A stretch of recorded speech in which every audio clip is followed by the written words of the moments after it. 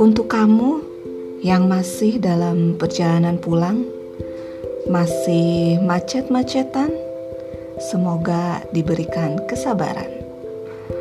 Untuk kamu yang udah santai di rumah, kayak aku, jangan lupa minum secangkir teh hangat. Aku temenin ya.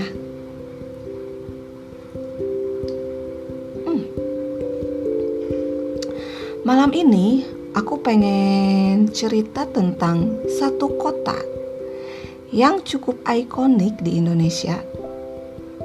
Kayaknya kamu juga pasti udah tahu. Yogyakarta. Ada yang punya kenangan di Yogyakarta? Kalau aku sih ada, tapi kenangannya tertinggal di sana.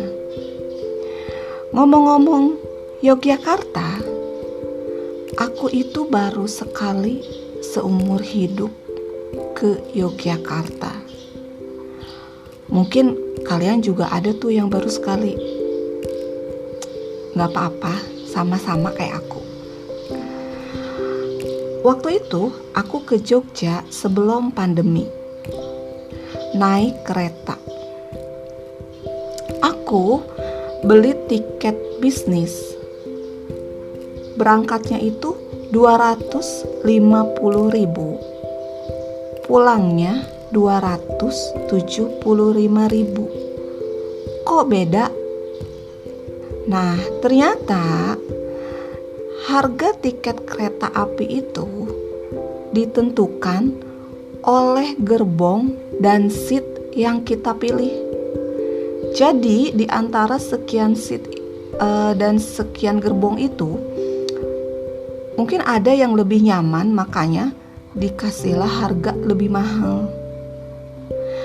Hari ini aku iseng nih cek-cek lagi harga tiket kereta ke KAI. Tiket kereta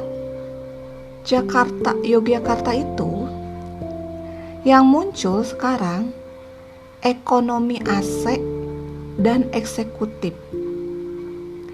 Itu dari stasiun Pasar Senen.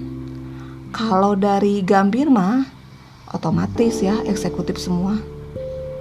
Nah, aku jadi bertanya-tanya, kok bisnis gak muncul ya? Setelah aku cek, harga tiket ekonomi AC itu 250.000 sampai 300.000. Aku nggak tahu ya, ini ekonomi yang di-upgrade atau bisnis yang diturunin. Belum cek lagi nih, nanti kita cross check lagi ya.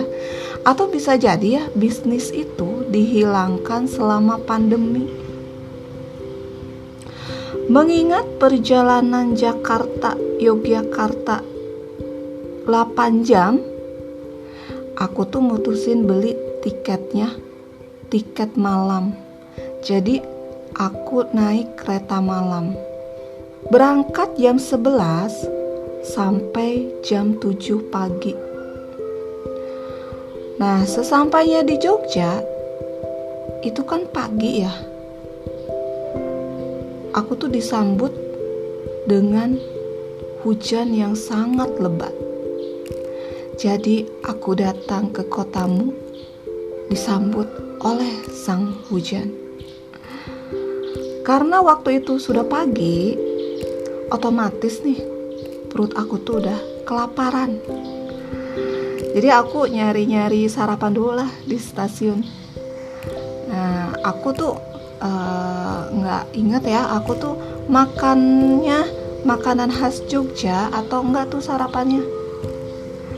Nah, habis sarapan, aku tuh nggak mood mau jalan kemana karena badannya tuh udah capek banget. Aku tuh soalnya tipe orang yang tidak bisa tidur kalau di kendaraan, nggak itu mobil, pesawat ataupun kereta. Makanya aku tuh kadang suka ngiri sama orang yang bisa tidur pules banget sampai dia tuh mengganggu tetangga sebelahnya yang duduk di sebelahnya. Tapi sekarang aku tuh punya trik. Sebelum aku melakukan perjalanan panjang, biasanya aku tuh minum Antimo. Bukan karena aku mabok kendaraan, bukan. Tapi Antimo itu bikin aku ngantuk. Nah, terakhir aku coba nih. Waktu itu aku mau melakukan perjalanan dengan pesawat selama 8 jam.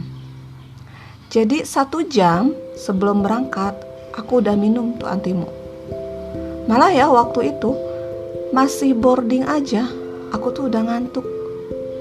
Nggak lama take off, tidur, baru bangun tuh pas mau landing. Tapi ya sampai-sampai badan aku tuh langsung fresh. Karena apa?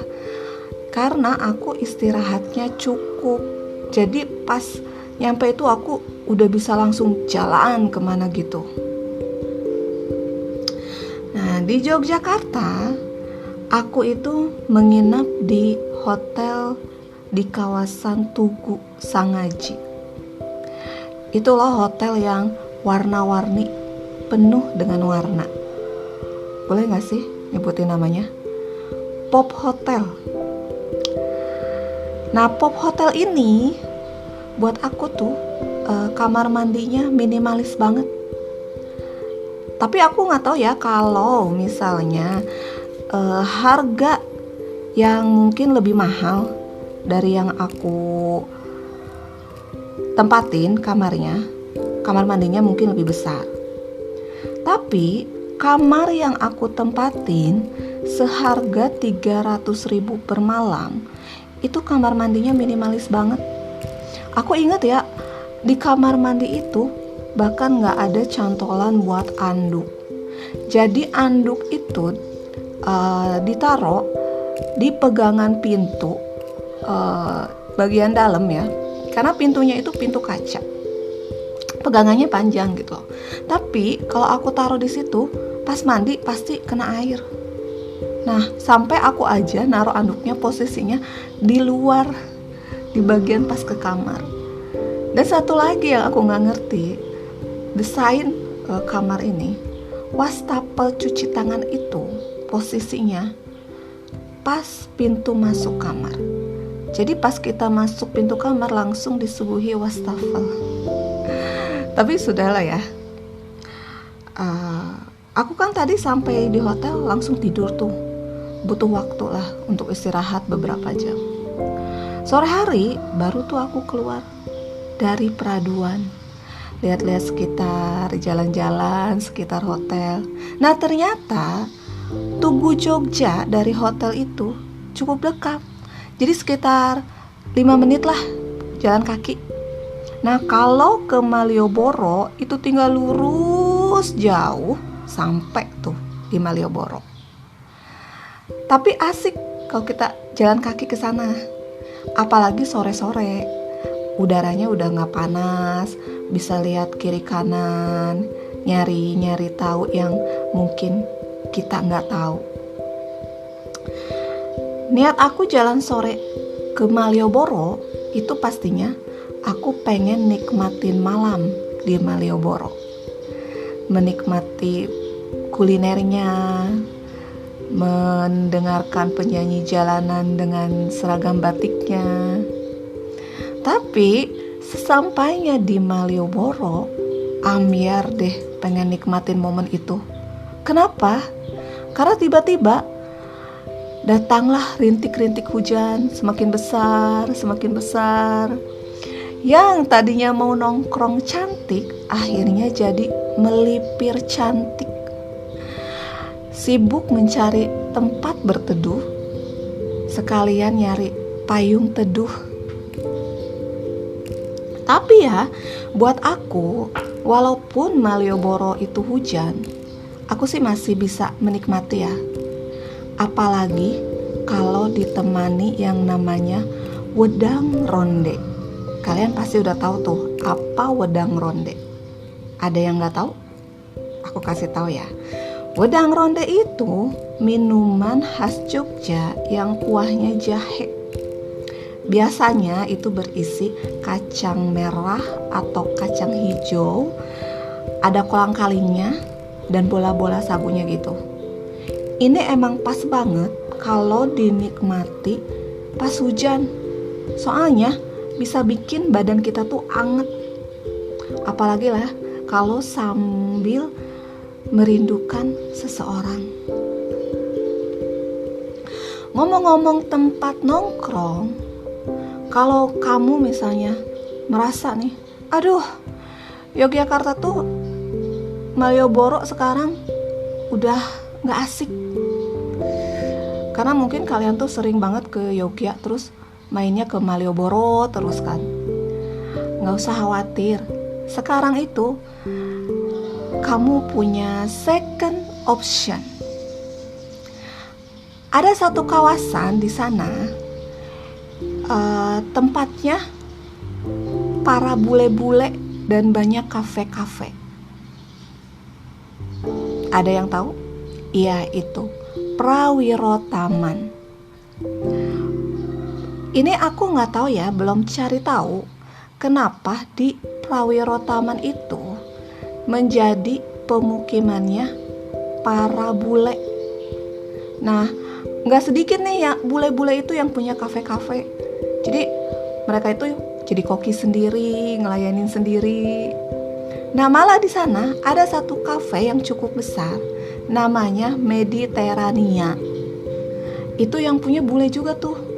Ini makanannya khas Prancis gitu loh, pasta-pasta. Pokoknya kalian kalau kesana coba aja. Siapa tahu ada bule single yang tertarik. Satu lagi nih yang nggak boleh kalian lewatin kalau ke Prawiro Taman, gelato. Untuk kalian yang hobi pereskriman, ada satu gelato yang cukup ngetop waktu itu, namanya Tempo Gelato. Kayaknya sampai sekarang juga masih ngetop sih, tapi waktu itu emang lagi happeningnya, jadi antriannya panjang gitu. Kayak kalau kalian kesana tuh wajib banget yang hobi sama gelato. Tapi ya, ngomong-ngomong Tempo Gelato, apa kabarnya sekarang?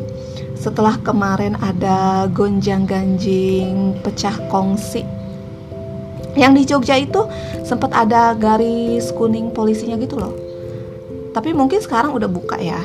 Nanti kita cari tahu lagi dah. Sekalian aku juga mau mencari rasa yang pernah hilang di sana. Aduh, Jogja sesuatu banget ya. Sekarang karena sepertinya semakin malam ya, dan mata aku tuh udah mulai sedikit mengantuk. Sekarang sepertinya sudah saatnya untuk aku mencari pintu kamar karena sudah waktunya tidur. Tapi nanti kita ketemu sesi 2 ya, Yogyakarta. Semoga kalian gak bosen. Untuk kamu yang masih di jalan, semoga selamat sampai tujuan. Dan untuk kamu yang sudah ada di rumah, selamat beristirahat. Terima kasih sudah mendengarkan dan sampai jumpa.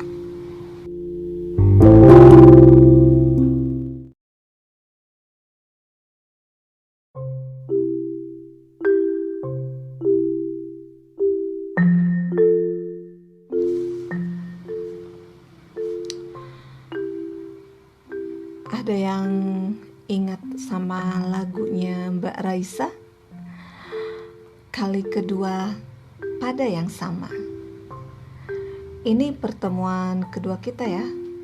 Masih salting-saltingnya. Biar gak salting, kita nikmatin dulu ya secangkir teh hangatnya.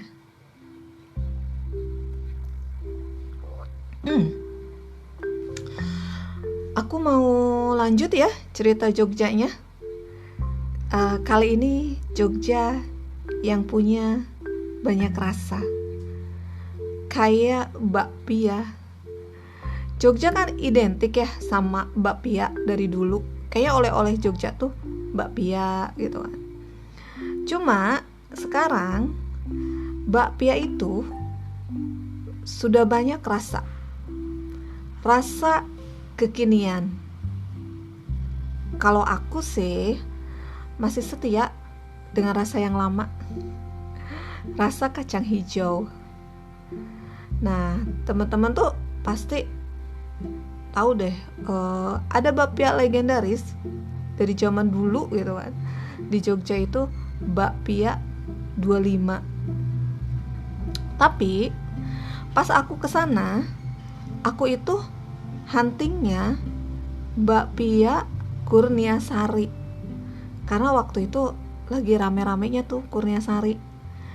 Sampai-sampai aku kayaknya harus ngantri deh. Malam ini kayaknya asik ya kalau kita ngomong kulinerannya Jogja.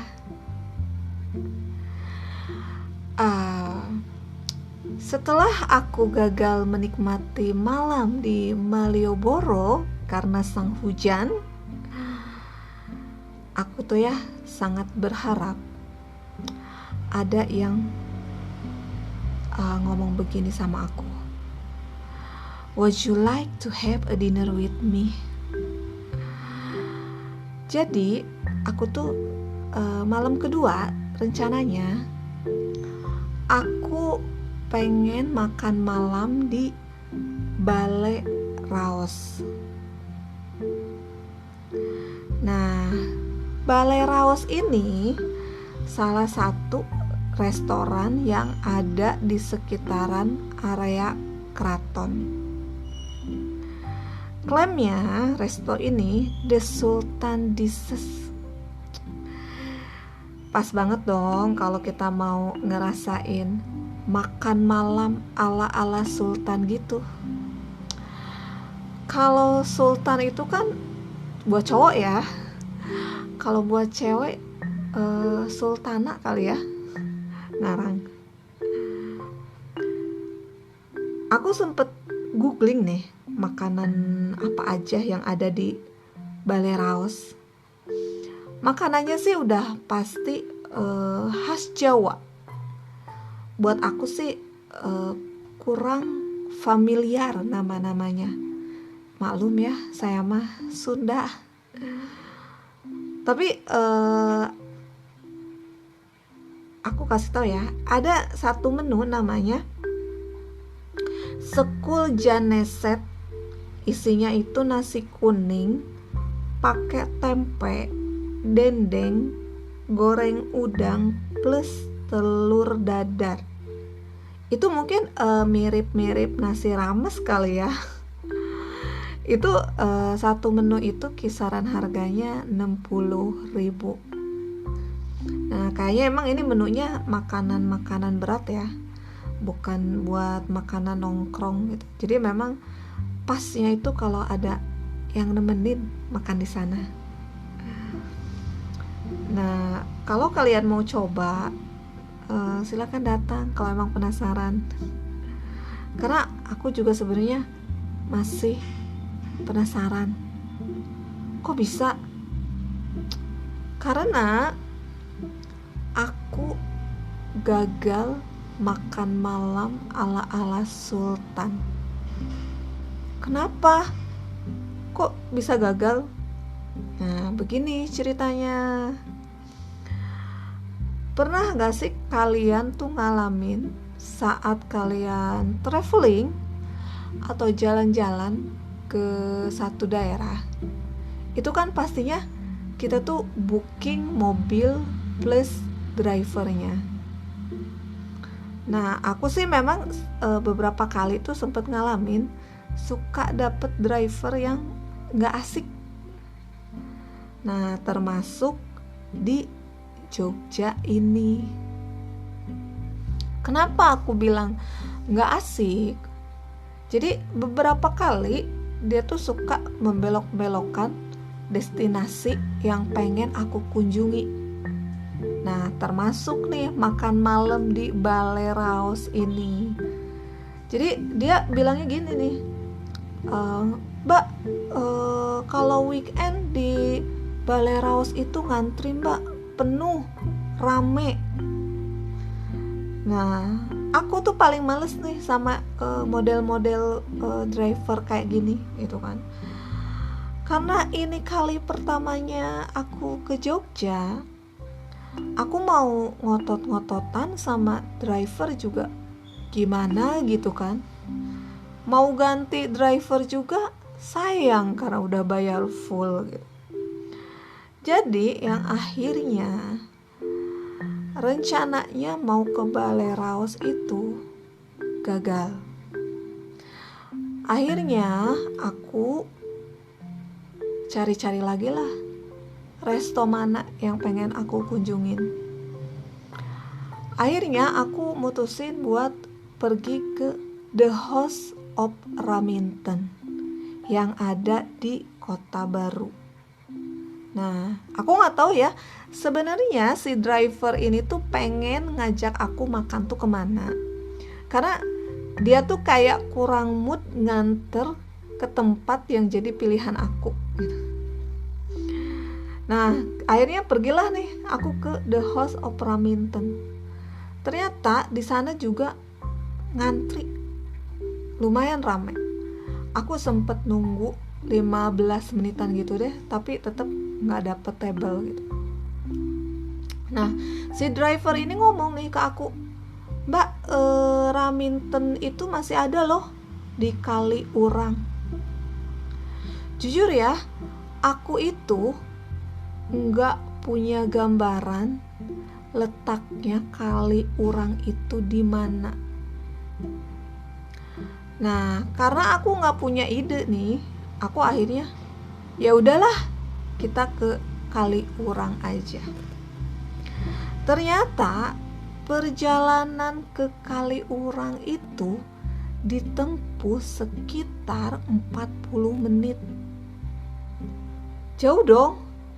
Malam hari tanpa macet 40 menit. Aku aja ya waktu di mobil sampai mikir, ini kok gak nyampe-nyampe ya. Nyampe di restoran itu setengah 10 malam. Suasana resto ini remang. Mungkin karena udah malam atau gimana, aku gak ngerti.